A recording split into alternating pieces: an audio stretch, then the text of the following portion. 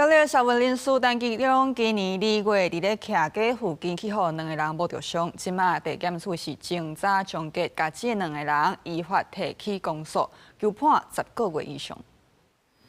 2个穿乌衫的人看到单机中一个提花桥水喷面，另外一个提棍啊讲嘢上卡，被害者个人一直闪，都到附近点头求救。苗栗县社分人书单机中今年1月伫伫南镇家己厝的附近，后姓陈姓小查甫人拍，造成尻川皮甲骹真侪所在刺伤。苗栗地检署就是警察终结，将2人依照刑法伤害罪嫌提起公诉。检察官侦查终结，认陈姓、施姓被告均系涉犯刑法第271条第1项伤害罪行，向台湾苗栗地方法院提起公诉。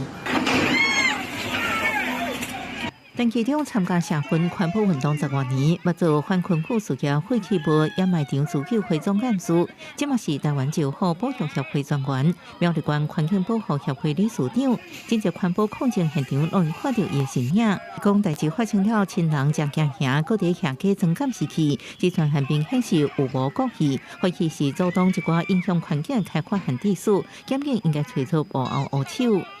当然是希望说这种事情是一定要调查幕后黑手是谁啊？就算不晓得是哪一个案件，你也知道说，一定是阻挡了嫌恶